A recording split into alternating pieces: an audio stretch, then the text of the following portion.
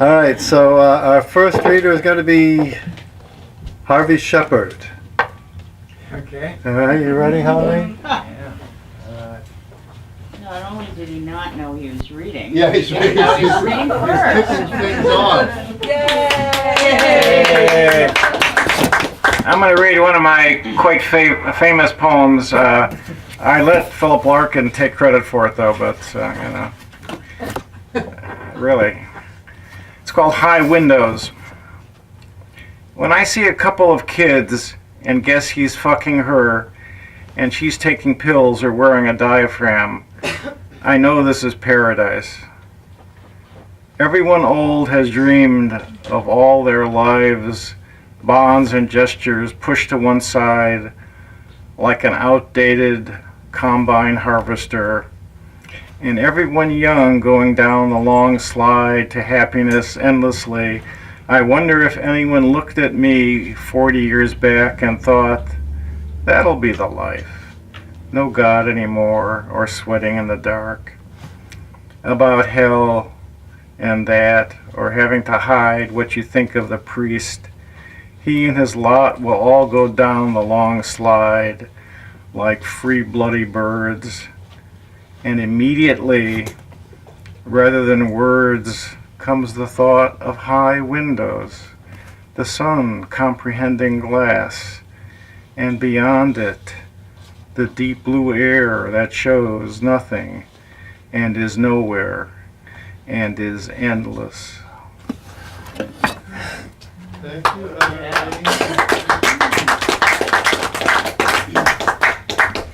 All right, our next reader is S. Stephanie. Oh, gee, that came out too I know, that's what happens when we bump the featured reader. I know it. I know it. And if we run out of poems to read, we can just go grab books and back there and read out of those. How many readers are there? We've got 6. Okay. Should I read 2 poems? You should. Yeah. Excuse me, my allergies are just killing me. So, here's a poem about downsizing my books and packing them up. I don't know if I dare to read it in a bookstore. Will they forgive me? Talking about getting rid of books instead of buying them. Poor Water Street. While packing up my books, I see no amount of muscle can help. Instead, I may be defeated by a single stick of self-accusation or a rough stone of memory to the chest. These books, these loud, punitive piles, shout out not only their collected truths, but the names of the cities, the bookstores, even the clerks who were so complicit in my choices of what would remain important. No, this is not about their weight or their odd sizes that mock the boxes I try to fit them in. This is about being able to brush aside multiple theories of the gods, the dreams and illnesses they send us. It is a solitary task, only for those who can see the bird in the clock chuckling and hear its limited repertoire. Do you want me to read another? Yeah, please. You just want me to take up some time, eh?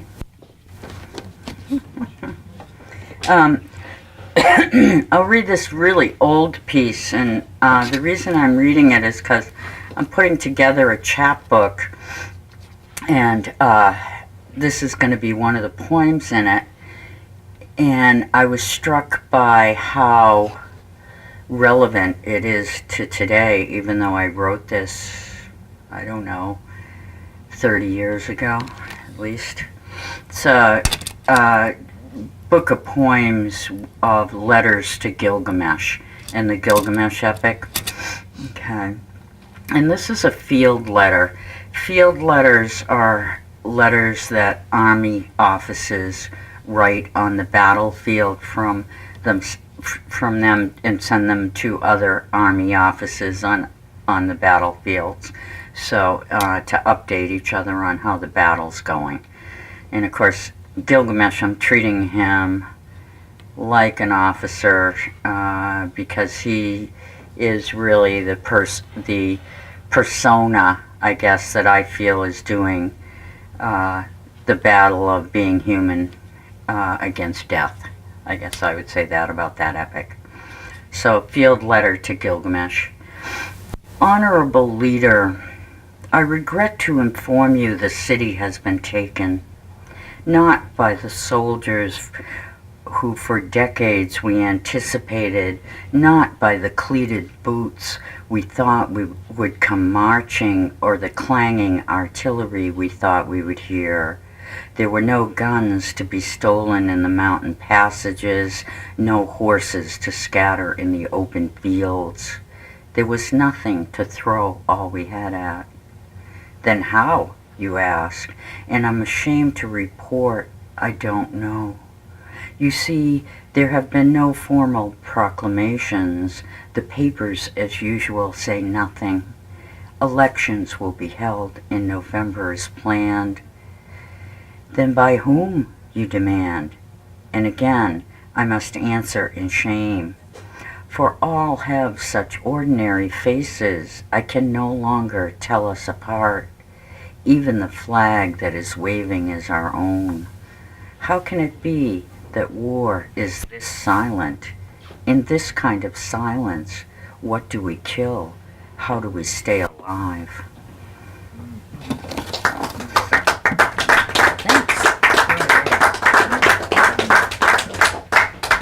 Okay, next we have Jessica Purdy.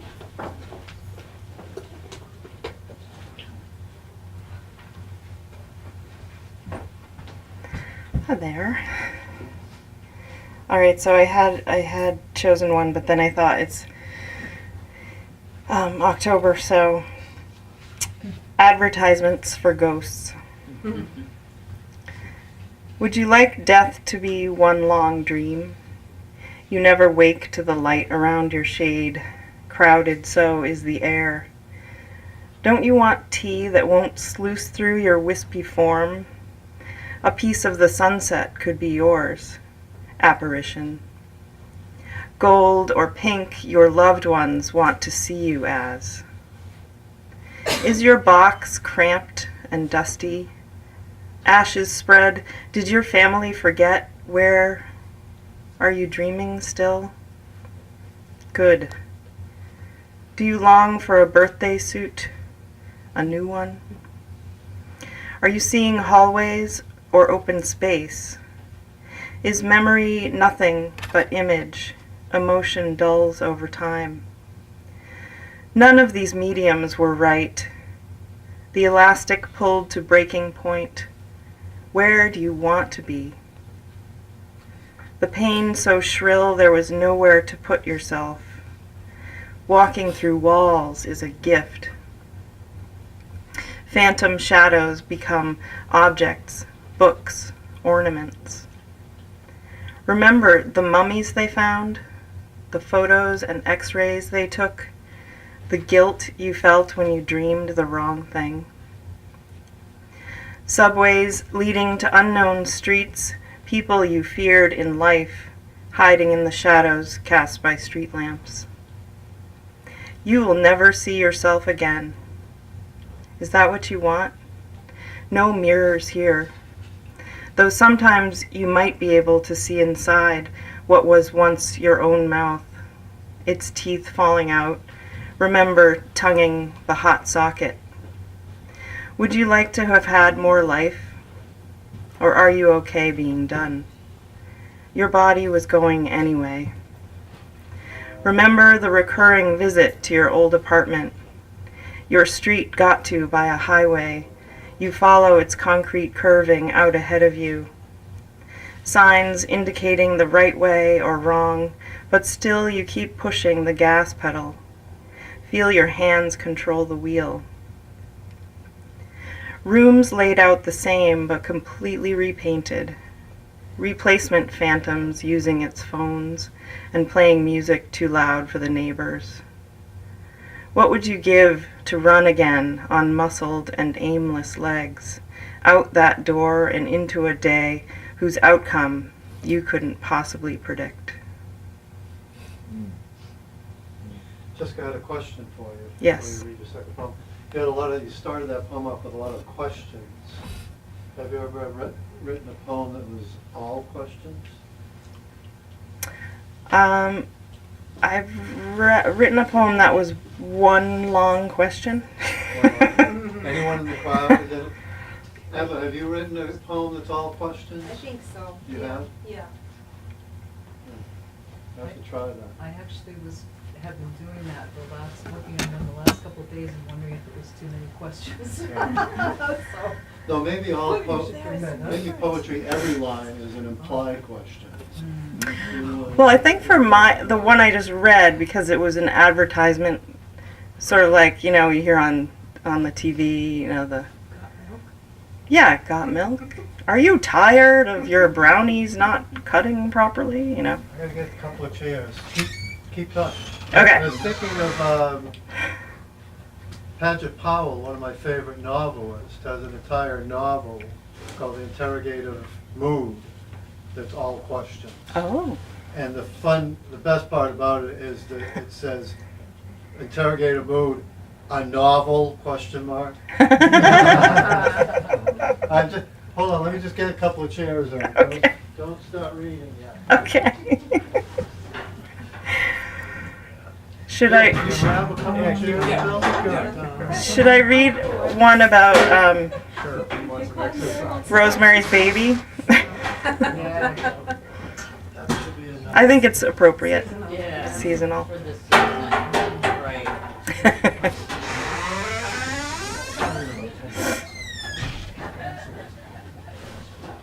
Have you ever, you watch a scary movie and then your whole day is, changed completely? Mm-hmm. You walk out and you're like, oh my god. Everything's different. No more friends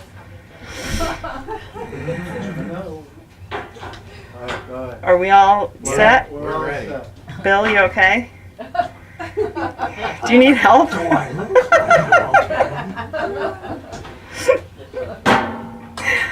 Alright, so this is called After Watching Rosemary's Baby at 46. Again at 46. Sorry, I hope this is the revised one. Okay, maybe it isn't. Okay. You go out into the October daylight, squint at a man walking past who pauses on the sidewalk after you leave your driveway. In the rear view, you catch him looking at where you came from. You make a mental note to defend yourself before you enter your house again. A hawk skids above the highway, pulls up to the curb of wind that rushes through leaves whose loss seems like a mistake. Strangers in the supermarket peer at you over meat sealed in shiny plastic. Your mind makes these leaps. The betrayal of Charles Grodin's Dr. Hill, his strangely comedic, cunning sneer, the husband who talks about raping Rosemary while she was drugged, shrugging it off as fun in a necrophile sort of way. Her voice as fairy light as her body, almost a child still, and so in love with the idea of a baby that the devil's fingernail scratches don't hurt. Some kind of hysteria, her husband calls it, when she loses her mind. This is the point when madness is more like real life. How you would have screamed long before this outrage, at least blinked when he insulted your haircut, or searched through the trash for your book on witchcraft he threw away. If you remade that movie today, Rosemary would take that blade and drive it into every one of those witches' skulls. And baby Satan, too, would be powerless against you. Or would it happen the exact same way as in 1966, before you were even born, and God was already dead? Thank you.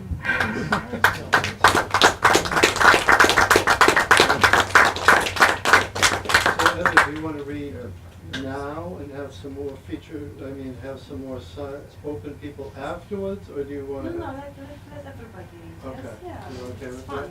that? All right. Do you want The more we can delay my reading, the better. Oh, stop. All right, I think Andrew. Agatha might want to Andrew read. Perry. Bring your phone. Mike, did you bring your phone? They forgot their phone. We need to send them back to Portsmouth. Spectator. Get Yep. them. Get the phone. To go back to Portsmouth, get your phones.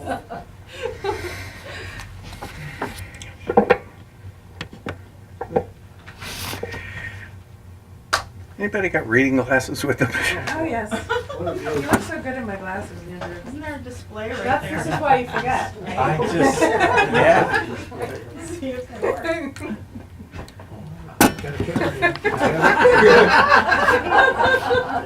Very nice. Oh, no. You want me to read two, or, I mean, they're kind of short, I don't know. As long as you have put your scarf on. All right.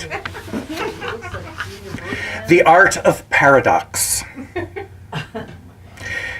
Picasso's parents were strikingly different in appearance. His father was a book with a glove on. His mother, a rug on which the cat dulls his claws. It's no wonder their son founded Cubism, drove a de chevaux. But Cubism germinated in Expressionism's compost, then moved on. Artist, rush to paint your little truth before it is emulated, commonplace. Then, like Picasso, you drink wine, have lots of sex, or like Hugo Ball, blow your brains out. Stick with one ism and risk irrelevance, or worse, commercial success. Ball did not suicide, you say? True, it was Vacher, and not by bullet, but by massive opium overdose. Picasso's favorite car was, in fact, a gull-wing Mercedes 300. If you want truth, look to art, not artists. And just one more from when I was the Poet Laureate of Rochester and was expected to do a number of workshops at the library. It's called The Poet Laureate Leads a Workshop at the Public Library. One person showed up. I gave her a prompt to get things started. Oh, she said, I didn't know I'd have to write. I could have let her off the hook, packed up my pads and pencils, could have read to her for half an hour.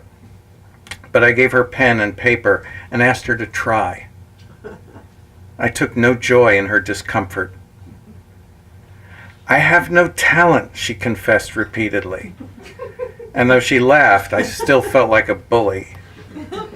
She wrote for a while, then left.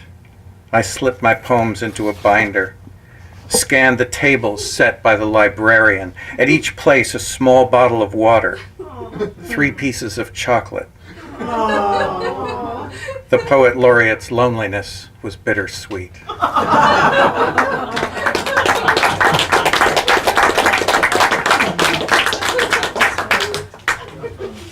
We've all been there or not. Priscilla Cookson, you are next. Everybody has to read.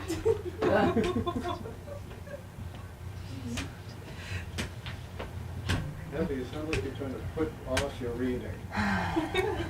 Isn't that a book? Nice jacket. Thank you.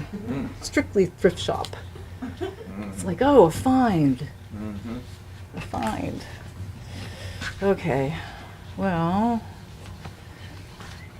so, where are we at? I'm hurrying.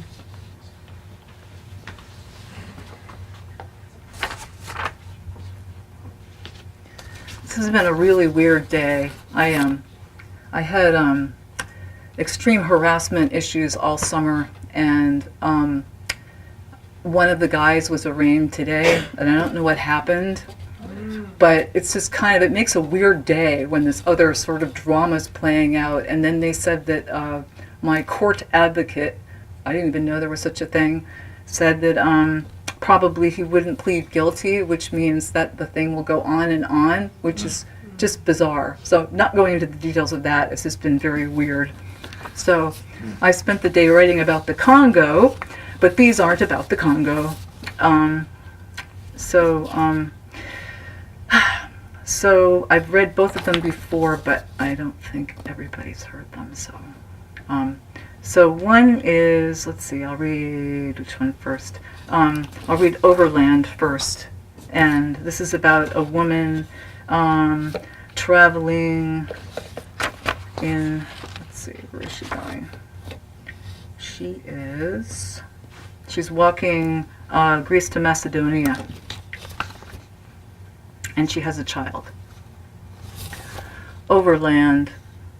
Bash, hip, bruise, with shoes hungry, fight to toddle, swing, pummels, protest building, mother's arm snug, hauling a plastic block of nappies, the other arm 5 days walking Greece to Macedonia, in Serbia, hoping to cross through Hungary.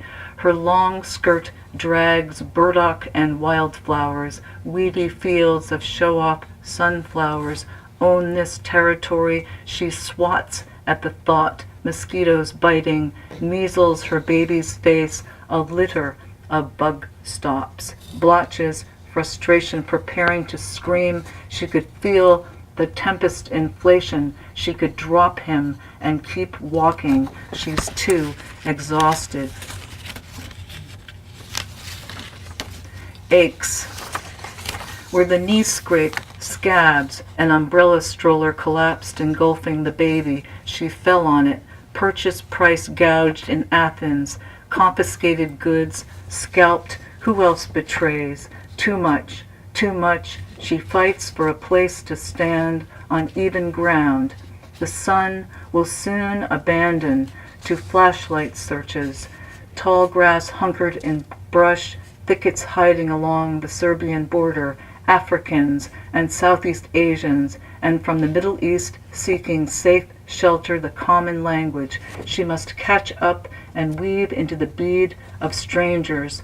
They will check each other for ticks. They are surrounded, won't light cigarettes. No GPS in case it can be traced. Tomorrow will wake to see where they are. They will follow to the next illegal border crossing.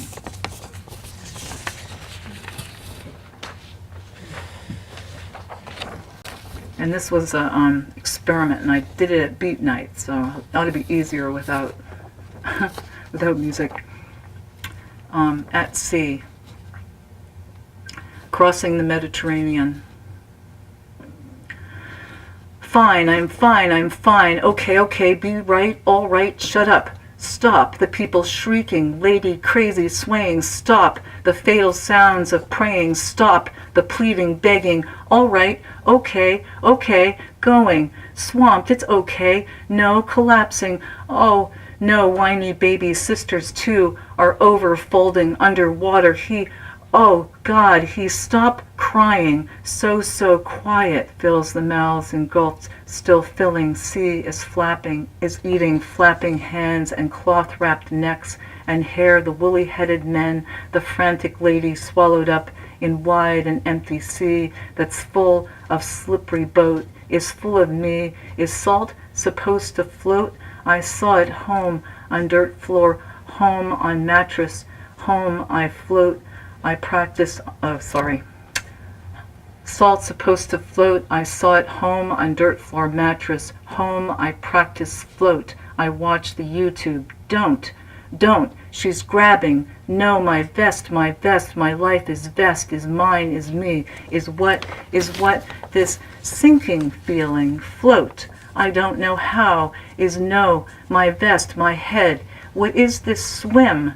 This don't know how. I wish he did not take my mobile. Sink, too heavy. Sink, my village with me. Red dirt. No, oh sea of drowning me with home. I hope that someone lets them know it's me that won't be coming. Me that won't be sending money home.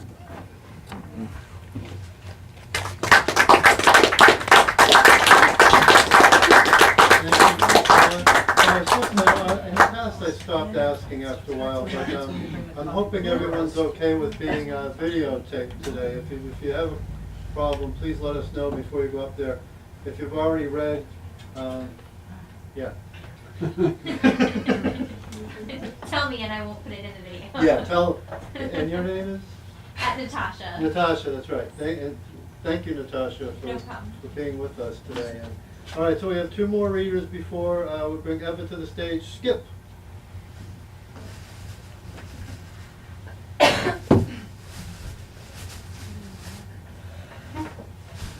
Found it.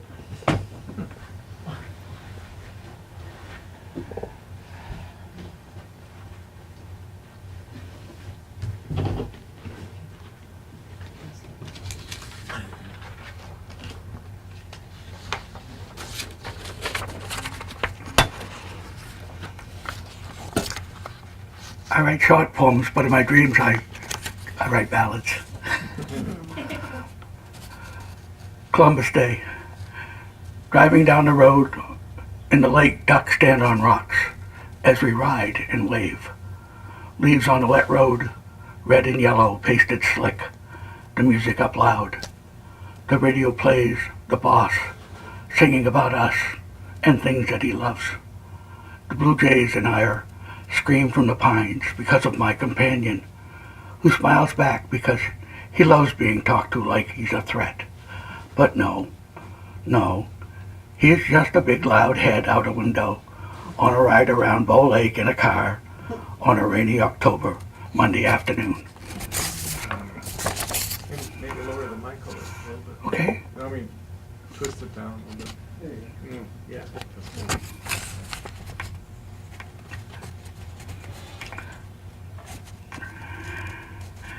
This is autumn. Some Octobers, all it does is rain and rain. But today I wake to brightness almost beyond dream. The last of August flowers, dripping dews, morning steam, and I think of geese drawn south as by a hurricane. Fall wants a wink and nudge to wind down. Beech and birch go eagerly from green to canary gold, but the maples and oaks don't seem to have been sold.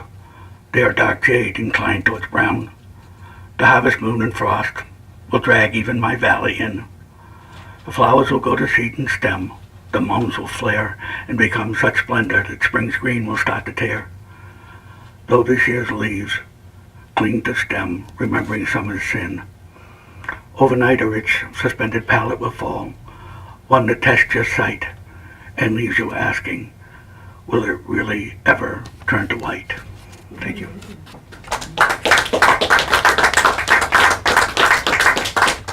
Bill Burris.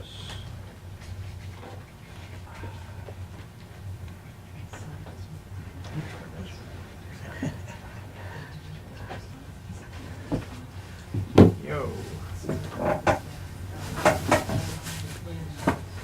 So tonight, when you buy Eva's book, if you want a book bag to put it in, I have 4 of these, Nice.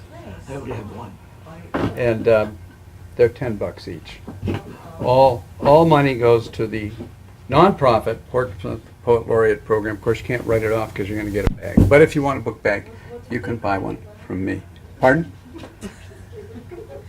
Well, any book, if you buy any books here tonight, but especially Eva's. I think only if you Okay. Woo. That's loud. So I heard S say this is an old one. You said it was an old one. So I'm going to read an old one. It's called Henry. My friend is a salad dressing freak. He spends hours calculating poison, a complex structure of herbs, spices, and bacterial gases, anything that might add flavor to a salad, then the final test. Today, he has reached vinegar nirvana, and he takes the bottle from his lips. A puddle of dressing is spreading around his feet, having eaten a hole directly through his body. He laughs with joy. June 4th, 1971. Yeah, I've taken to photographing my poems. I don't know why. These just appeared suddenly. This one's called The Garden. It's part 4 of a 10-part poem. Day looking at cold places and thinking of spring. Tonight, the smallest daughter fights sleep, like the ant in the vortex of the sand spider. There is no question it is there, it is coming. Her eyes are slow, veiled, then suddenly wide, the eyebrows arched in a somnambulant surprise. What's this? Then they close, the lids tap together to some fast beat, hesitate, and settle firmly as the breath slides out. It is so much like death. Tears burn into his eyes, and he clutches in his throat a cry and the urge to nudge her from sleep, to see her eyes, and one of the smiles she always gives him if she wakes as he replaces her scattered blankets before he goes to bed. They line the path to heaven. 1994. In a workshop at UNH that I audited because I was old and crazy. And this one I'm really happy to read tonight because it's a draft, but it originated after the last time that I ever read here. It's called The Smuggler. Grows his eyebrows out, crosses the shoulders, the clavicles of mountains, the frontier, at dawn carrying everything you want on his back, the contraband under his hat. He tries to slide a tree bark inscribed with the antidote for insanity, banned years ago, past the striped gate of your eyelashes, praying the hinges are not rusted.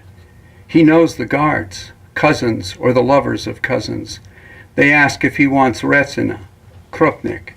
He refuses. He is working, after all, and his heart is busy with the business of clouds, sliding bales across borders you've wanted to believe in for, what, decades at least. Until this, coldness, at first a fog, drizzling down your spine, then a freshet of dread and compression, as if memory, something that must not be forgotten, bursts against your chest. This is his work. Again, you find yourself in love, out of love, smeared with a grief that seemed washed away, scrubbed. Now the bridge is out. Water rises toward your water rises toward your knees. Thanks. Was he smuggling a sealed sausage? Perhaps, yeah. All right, everybody. Thanks for coming out tonight. Do we have in announcements? We have one more reading, then we'll take a break for December, and then we'll be back in January. Our next reader is Jody or Joelle Hetherington is going to be reading from her new book, On the Edge of No Answer. And then in a poet-turned-novelist event, we have Baron Wormser coming. He's going to be here on 11/15, so it's the week after Jody. And he's got a new novel out with New Rivers Press called Tom O Vietnam. And it's about a vet who's processing his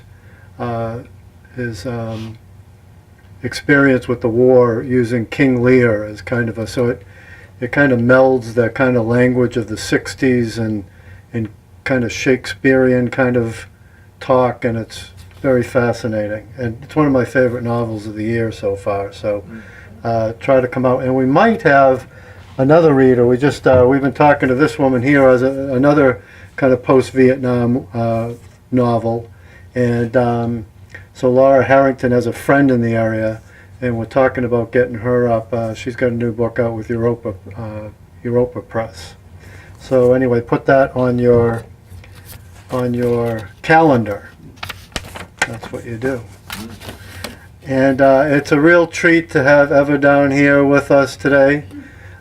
She's always one of our favorite readers. She's got a new book, so it's a favorite time to have someone down. Eva is a bilingual poet and translator.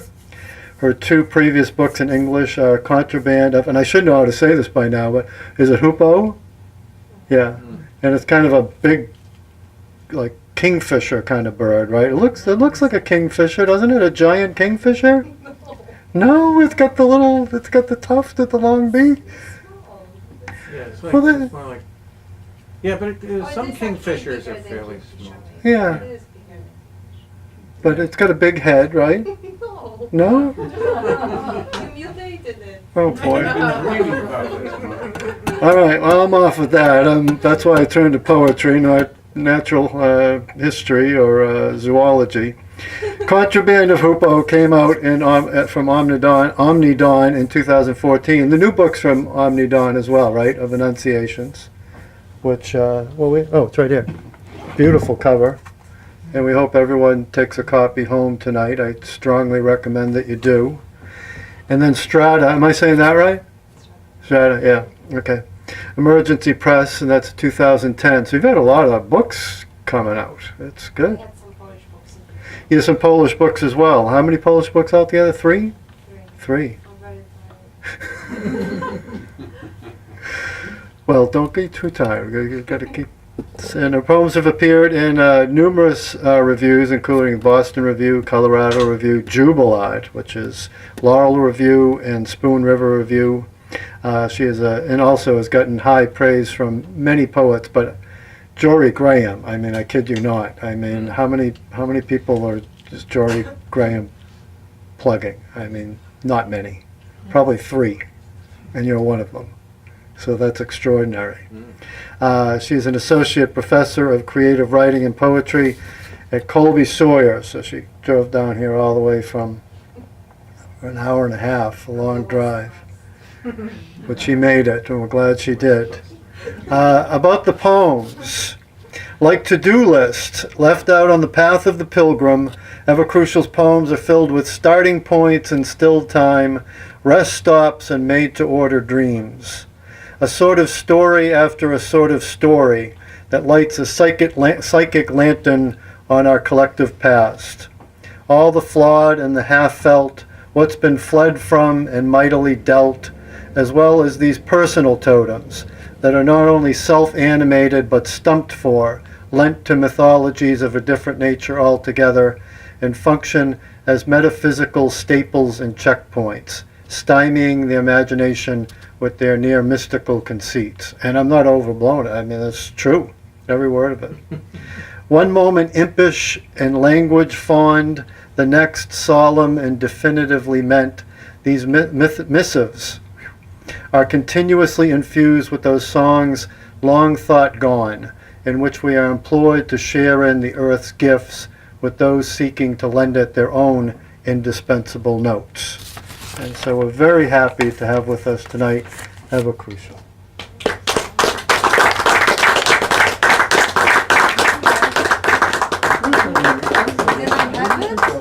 Can I have what you wrote? Okay. When is the review coming out?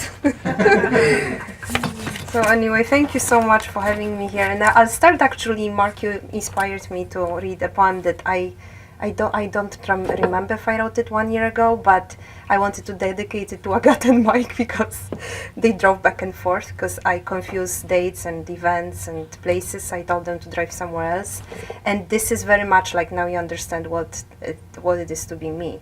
And once I drove, I think 16 hours to some event in Pennsylvania, and then I wrote this poem.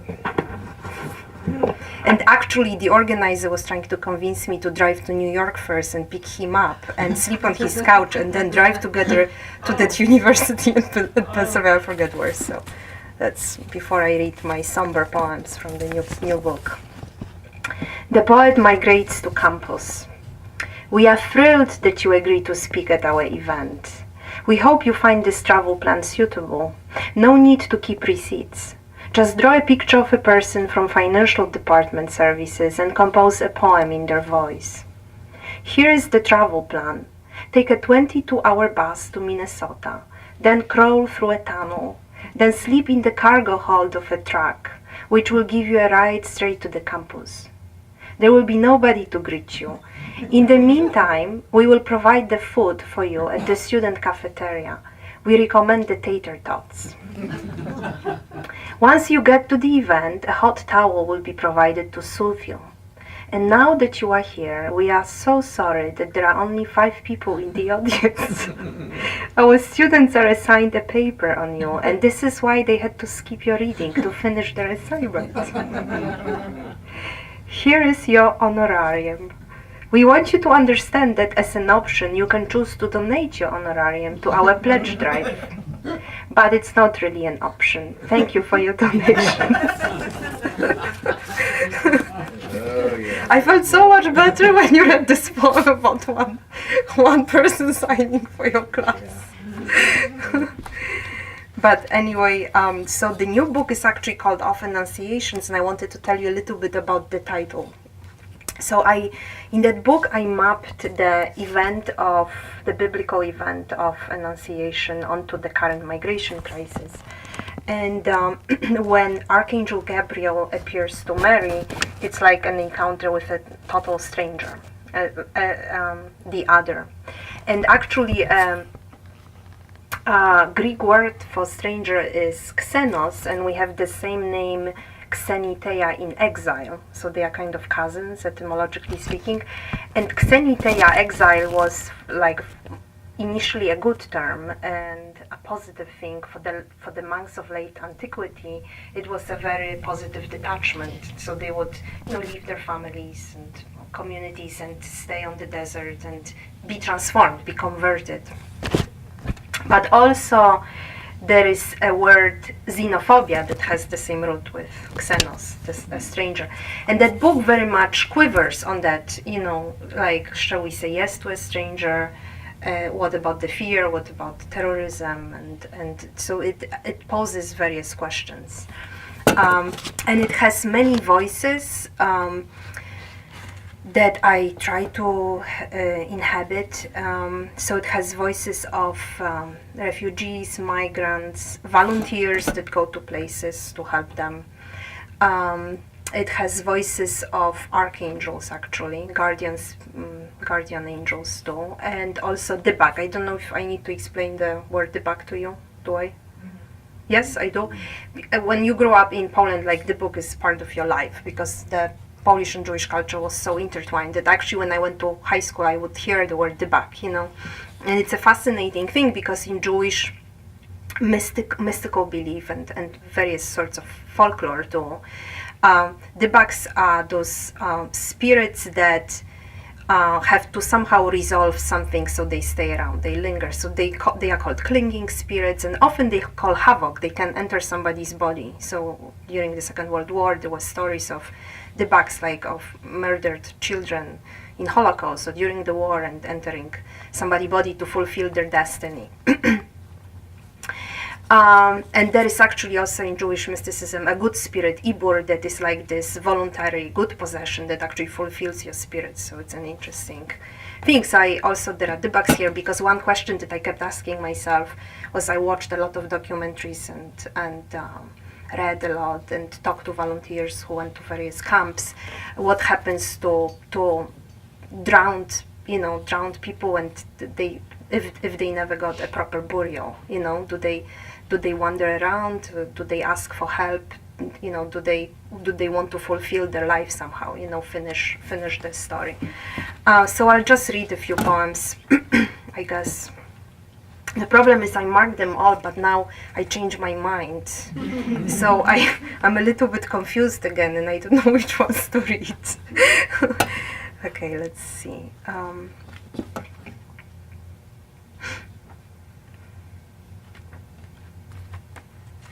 Non-migrants' questions.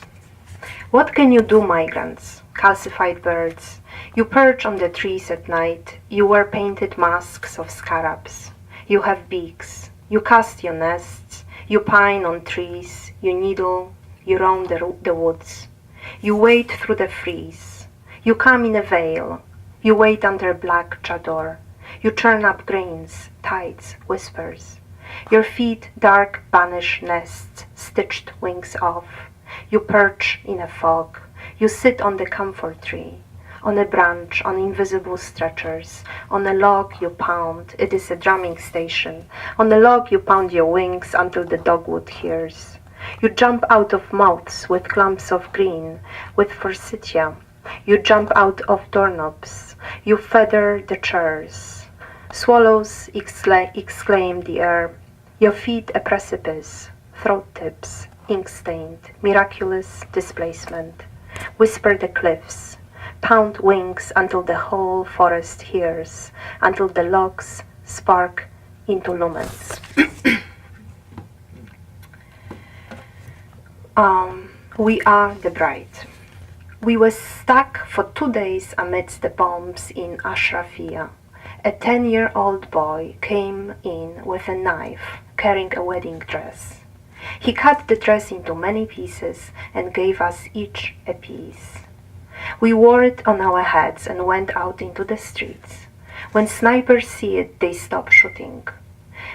What if we crossed Europe in wedding dresses, our wavelengths stretching infinitely? And some poems are documentary actually, and that poem was inspired by a documentary done by Italian filmmaker journalist, and actually he was wearing that white band to be protected from snipers. That was a sign: if someone wore white, snipers wouldn't shoot that day in Syria. And later on, he was, because he was from Milan, he was at the train station, and a migrant, a refugee, approached him and asked whether there is a direct train from Milan to Sweden, which there is no train from Milan to Sweden because it's a bit far. But it turned out that that refugee was Syrian refugee who survived the shipwreck in Lampedusa. And he got to Milan, and he wanted, of course, as he heard Sweden is wonderful, it's the heaven, he wanted to continue to Sweden. And that's how the documentary started. And because that guy remembered wearing the wedding bands, he dressed all his, migrants in wedding dresses and as a wedding crew, and they crossed. That was the biggest contraband I've heard about, because they were filming the documentary while they were crossing Europe, as a wedding crew, singing, and finally they all got to Sweden. Okay, let's see. Archangel appears to a migrant. Leave towards endlessly stretching waves. There is no lily, I say. His voice rushed. Take your child, take your SIM card, and your rosary beads, photos and a radio, one plush toy. How could it be, I thought, but all I let out of me was, yes, be it done. I wanted his fluttering wings to carry me, but they flew on to the next household, bullets in his feathers. The Annunciation did not recur, so I confused a smuggler for an archangel. The boat was inflatable, unstable. Now the procession of faces in the waves, staring into the house I knew nothing about. The sea was bound to shake.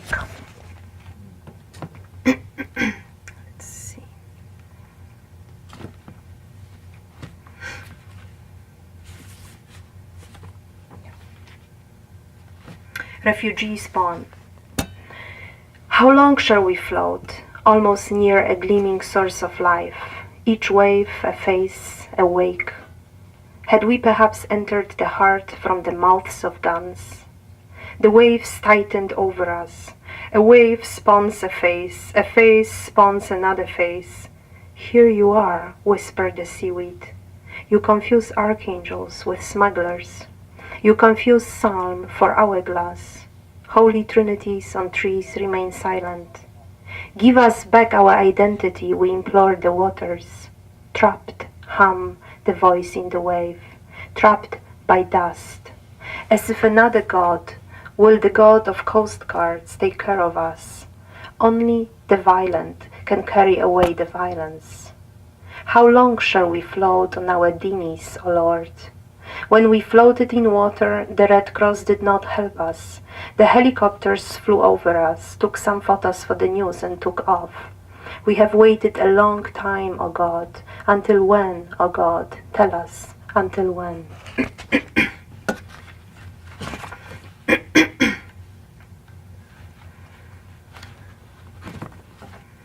A prayer of a non-migrant. We stand on the beach in Lesbos and flash the lights for the dinghies in the night. We carry the lights over to bounce the darkness, just like the pilgrims' paper lanterns scatter the dark for the divine. A woman throws her infant to me. It is icy cold. Afraid to reanimate it, I start crying for help. But the beach is empty. Each grain stretches in wavelengths. Each grain grows into a precipice. I keep holding her hand, but it does not hold up to the landscape. It's throbbing. To stay and to stand, to be steadfast. My hand empty of possession. The vespers I sang in the void fade away. The infant girl whimpers, her breath shallow. Was it the warmth of my body?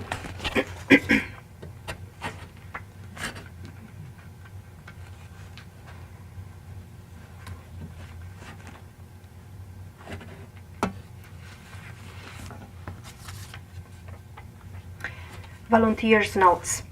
They are soaked, cold. We lay them one by one on cardboard boxes. 2 Afghan brothers, aged 3 and 7, resuscitated next to each other. One survives. To rub the ice-cold hands of a child, to give oxygen to a toddler. Behind the wailing of the mother. When the white van drove into the graveyard with bodies inside, the female volunteers were asked to carry the corpses of women and children. They pay 13,000 to die. Some, afraid they will die, put a necklace cross in their mouth. The day before the shipwreck, she was singing Palestinian songs. Lina builds her tomorrow. Pray to the crosses in their mouths.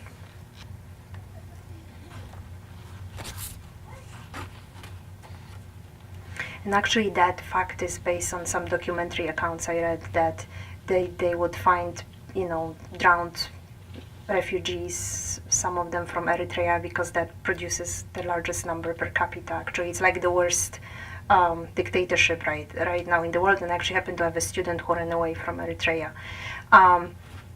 So sometimes I ask her to come to classes and talk about it, but they find those bodies and they have crosses, little crosses in their mouth, that they keep there,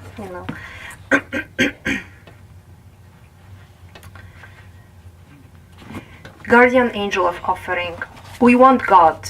Instead we have the poor, gang rapes, prostitution in the camps. You have been told that most of them are young, strong, single men. 10,000 unaccompanied children had gone missing within Europe in 2016. The Pope says migrants are not a danger, they are in danger. You have been told these men cut or burn their skin of their fingers not to be traced. There are children too, without hands to beg or pray. They are the invisible in these lines. They sit on an invisible stretcher and beat with their wings. They whimper.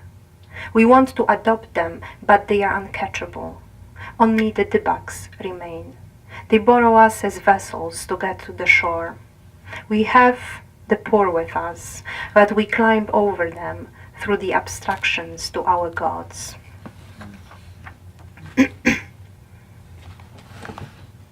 And now the eternal cramped into cutting vegetables, watering the meals. Banana, banana, sep, sep, halas, which means 1 banana per child.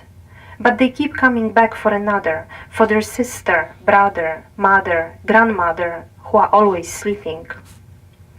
We keep saying to them, halas, done, finished.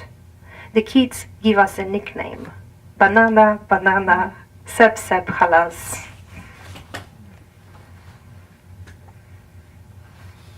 Let's see.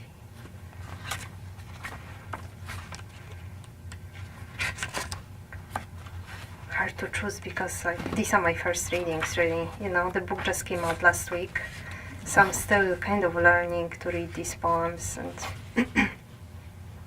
and I'm just afraid people will start crying, maybe, and it's so somber.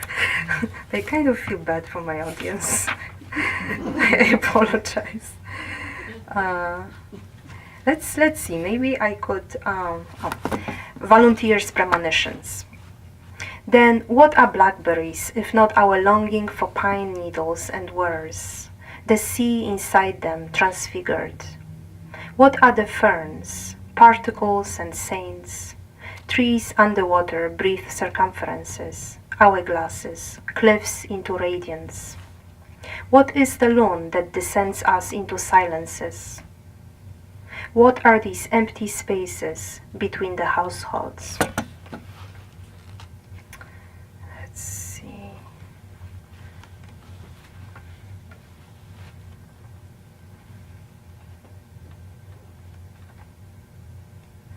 I haven't read anything with the debug in, right? Yeah. Or maybe you should buy it and read the debug. One debug poem, but which one? Wow. Debug whispers. I need to be inside you in order to live. In me you hear whimpering of drowned children. They walk in circles. We walk in circles, gathering all the rings and foxes, Nantucket knots, all the words. If we were to have all the birds, all the ferns, particles and saints, all the yellow birch, eye-salmon rose, fiddlehead ferns, ruffed grouse, a flock of seahorses, what could we offer in exchange for one child? I'll just stop here. Is this okay? Yeah. Thank you. Oh yeah, you had a question? Yeah, sure. It's sort of a variation of a question I often ask, but it's about process. Oh yeah. When you're writing this, like in this case, this particular book, which obviously has a fairly strict theme going on, are you just locked into it? Are you writing other poems?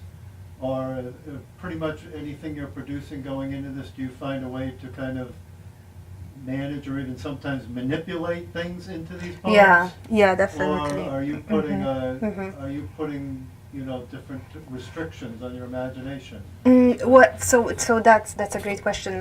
So basically I recycle a lot because also writing in non-native language is not that easy, and I revise a lot. So in a sense I miss those times when I was in Poland and I would just be struck by an epiphany and just write, right? And just be inspired by something. But often when I write in English, I have a concept, like with Contraband of Hoopoe, I had an idea and I wrote a few poems, but then they started to write themselves in a sense because I wanted to go to Ellis Island and I was inspired by objects, so often I write that way. That book actually started as a very personal book about the relationship that didn't work out, but I wasn't happy about that. I didn't want to just indulge in personal. So then I got really fascinated by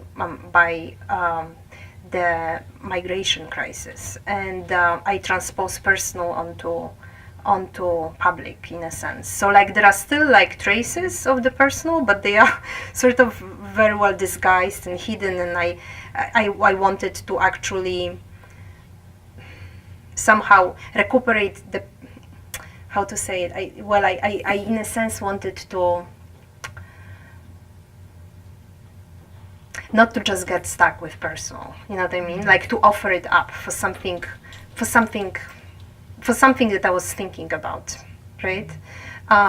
So that's how it started, and then once I started to write those poems, mostly I would write them like fervently when the publisher pressed me, because they gave me actually a very short deadline. So once they saw the book, they squeezed me in because they felt that the topic was important.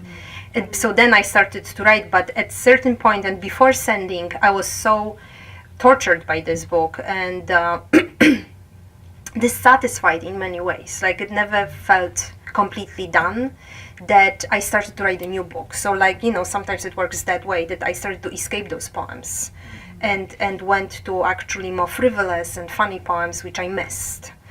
So I actually, which is nice because it made me write, I have a new manuscript which is completely not done and it will probably take years, but I have some new ideas and completely separate from, but in a sense, when I say I recycle, it's like that the personal poems, some of them transformed. Some lines I recycled, or transposed, you know, a dream of a singular person onto dreams of collective people, right? Who dream about having a house or dream about belonging and having a family or whatever it is, right? Yeah. Anyone else have a question? But isn't that, I mean, that's the power, that's the magic of poetry, isn't it? Yeah. When you realize that what you're writing is so much bigger than you. Yeah. And then the success of it is that part just goes, and you're speaking for a much bigger thing. Yeah, when it works, right? Sometimes sometimes it doesn't work. We want to do it. The intention is to do it. Yeah, I think. Yeah. Do you think when you are writing about a large topic, though, that it ends up being a kind of analog of your inner landscape? You know, so you're writing, say, about immigrants. And maybe some of this is from a news report or mixed with your imagination. But in the end, isn't it also reflective somehow of like something deep inside you? I think so, because like if we see innocent people suffering, right? And you know, in a sense, I'm glad I'm not a politician. I'm just a poet. I'm touched by particular stories. Do I know the answer? Like Lampedusa cannot take any more refugees, and even the Pope says that there must be some regulations, right? The Pope who calls to generosity, right? But I think, you know, like we're not an island, and we somehow take it in, right? Especially if there is some kind of sensibility in us. But if we are immigrants and we realize how fragile the life is, and the hurricane can come or whatever, the fire can come and burn our house, like then we are on the same boat, really. So like it also felt like every time I saw like really, you know, the Syrian boy, the famous Syrian boy drowning, right, 5-year-old, like it really felt like Christ was drowning, you know, like it's another human person with dignity, and somehow, you know, the desire is to exalt the personalities, but they drown in those groups and become diffuse, you know, and become this collective number. So yeah, I think a lot of it was a bit reflective of my own, maybe a bit struggles that were obviously not on such exponential level, right? Because there is this idea also in Catholic religion that if you struggle with anything, you can offer it up for someone else, and that's, I think it's a beautiful, and I think other religions have the same idea, and I think it's a beautiful idea. If you're tired, or if you're going through a divorce, or whatever you're going through, right? You can call a friend and say, "Can you offer up your day for me?" Right? Or your struggles. And so that more or less was the idea behind that book. Like, why dwell on personal when you see, like, you know, kids drowning in the sea? And these are often people like, even Libya, I mean, those people are so scared because the regime is so terrible that they are so traumatized they don't even want to describe it, like, to volunteers. And yeah, so I'm just so sorry the book is so sad, but because I miss a bit of a humor that I had in Contraband, but like this, just couldn't find it in this book, you know, because of the theme.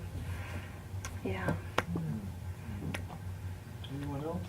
I just wanted to make a comment. I was thinking, because I'm just absolutely obsessed with writing about migrants and figuring out where people are coming from. And it's taken me, I've learned a lot about Eritrea. I didn't know anything about Eritrea. Yeah. You know, I'm like, holy, oh my God, how can we not know about this place? So, but it just occurred to me, you were talking about humor, and maybe that's the challenge right there, is surely even when you're going through the worst thing, and you've got one of those days where you're, you know, slogging along, and something stupid happens, you know, something funny happens. Yeah.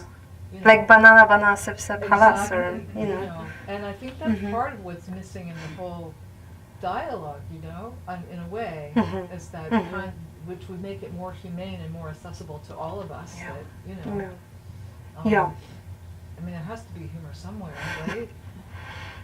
Besides the weird radio when you turn it on and go, no. Yeah, I had a friend actually who went to Lesbos. I very much wanted to go to Lampedusa and help, but my dad at the same time fell off the bike and he's 80 and he broke many bones. And I stayed home, but I had a friend who went to Lesbos in Greece, and actually she was receiving the migrants on the boat, and there happened, and they were angry, because they felt neglected. So, and those things happened too, right? She didn't know what to do. She was the only woman there, and there were a lot of children, but also angry people, and they would start burning the blankets. So she was afraid that they would burn the beach. So she didn't know what to do. So she would go around and give them a hug, which led every single man to propose marriage to her. So then everybody was shouting, "Will you marry me? Will you marry me?" And then, things were smoking around. And then finally a little boy, also 10-year-old boy, came up to her and started saying, "Smoke, smoke, smoke." And she thought it was about the fire, but he wanted a cigarette. So there are those little realities that are, scary and endearing, right? And yeah. I really enjoyed your reading. Maybe would you like to read more? Thanks, Emma. Well, thank you. Thank you.